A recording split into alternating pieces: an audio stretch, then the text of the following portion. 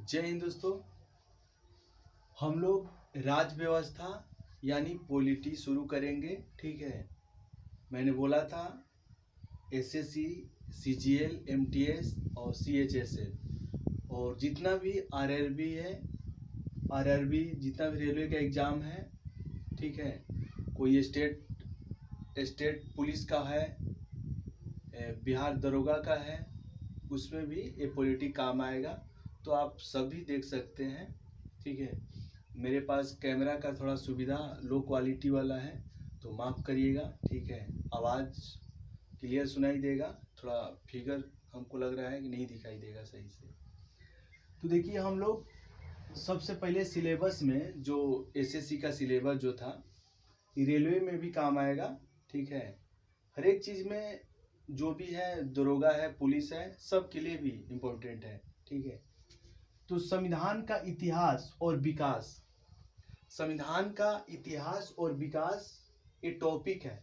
इसमें कौन कौन सा है? संविधान सभा देखना है हम लोग का, संविधान का निर्माण कैसा हुआ, संविधान के निर्माण में क्या क्या हुआ उसको देखना है, प्रस्तावना को देखना है संविधान का, संविधान के जो विदेशी स्रोत है, जो विदेशों के संविधान से अपने संविधान में अटैच किया, जोड़ा गया, उसको देखना है। ठीक है, तो इस पे देखते हैं संविधान के इतिहास और विकास में क्वेश्चन देखते हैं एसएससी में कौन कैसा क्वेश्चन आया है। ठीक है, तो हम आप लोग का पढ़ के बता रहे हैं। ठीक है, ये है, देखिए लूसेंट का है, ऑब्जेक्टिव बुक है। ठीक है, तो इसमें देखिए दिया है एसएससी का, देखिए एसएससी में दिया है 2020 में क्वेश्चन आया था कि वह कौन सा अधिनियम था, वो कौन सा अधिनियम मतलब एक था जिसने भारत में सत्ता ब्रिटिश ईस्ट इंडिया कंपनी से ब्रिटिश क्राउन में स्थानांतरित की थी।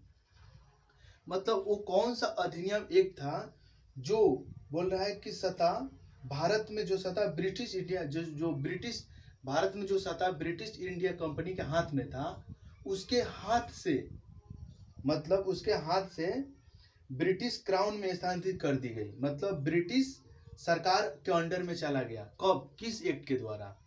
ठीक, तो इसमें आंसर होगा भारत सरकार अधिनियम 1858।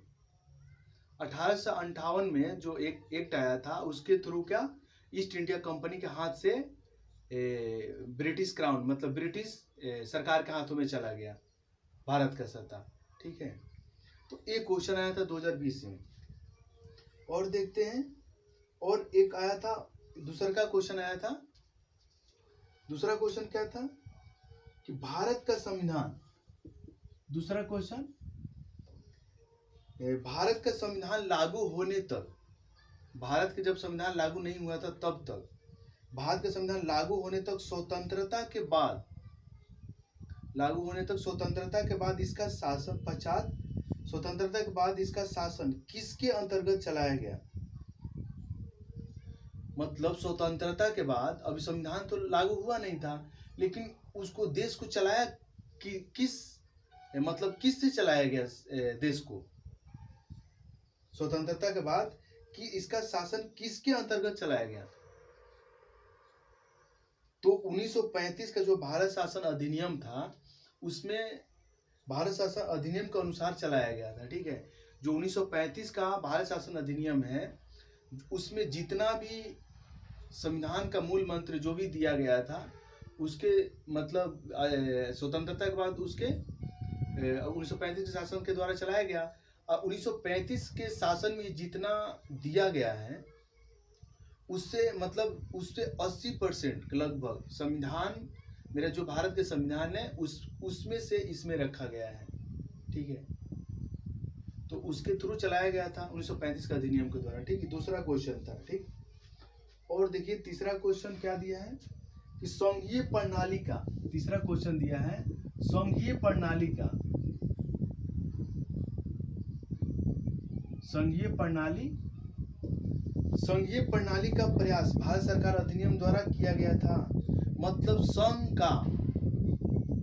संघ बनाने का पहला प्रयास कब किया गया था, क्वेश्चन है। ठीक है, ये सब हम लोग पढ़ रहे हैं संविधान का इतिहास और विकास में। ठीक है, संविधान का इतिहास क्या रहा, ठीक है, विकास के क्या हुआ, तो बस इसी में हम इस टॉपिक में पढ़ रहे हैं। ठीक है, इसका क्वेश्चन देख रहे हैं हम लोग। तो संघ प्रणाली का प्रयास, जब संघ बनाने का प्रयास कब किया गया था, वो क्वेश्चन आया था तो 1935 में। टिक लगा देंगे 1935। कब? 1935। उसी टाइम तो भाई भारत का जो भी स्वतंत्रता सेनानी जो भी लोग थे, जो उनको यही था कि हमको खुद का संघ बनाने का आज़ादी मिले। क्या बोलते हैं, डोमिनियन स्टेट अपने ही केंद्र में, पूरा हस्तक्षेप मतलब केंद्र में उनका भूमिका था जाने का। ठीक है, तो इसमें कौन होगा? संघीय प्रणाली का पहला प्रयास भारत सरकार अधिनियम द्वारा किया गया था तो 1935 में। ठीक, तीसरा क्वेश्चन आया था। एक अब 2011 में आया था, 2008 में क्वेश्चन आया था, चौथा आया था क्वेश्चन 2008 में। 2008 में क्या आया था क्वेश्चन? किस अधिनियम की प्रमुख विशेषता प्रांतीय स्वायत्तता थी? मतलब एक क्वेश्चन बोल रहा है कि किस अधिनियम की प्रमुख विशेषता, किस अधिनियम के,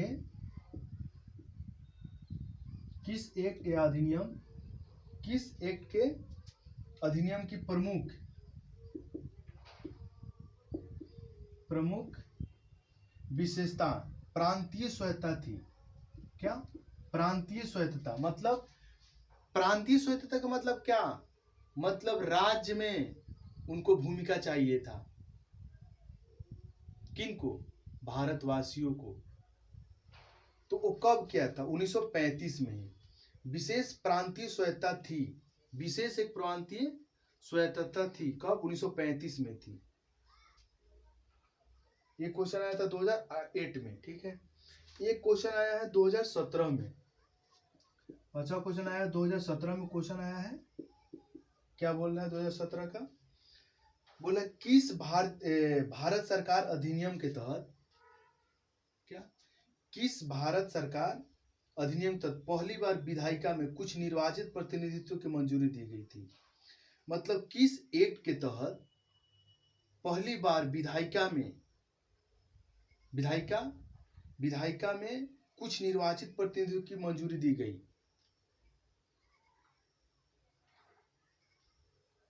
कुछ निर्वाचित प्रतिनिधित्व की मंजूरी दी गई थी किस अधिनियम के तहत?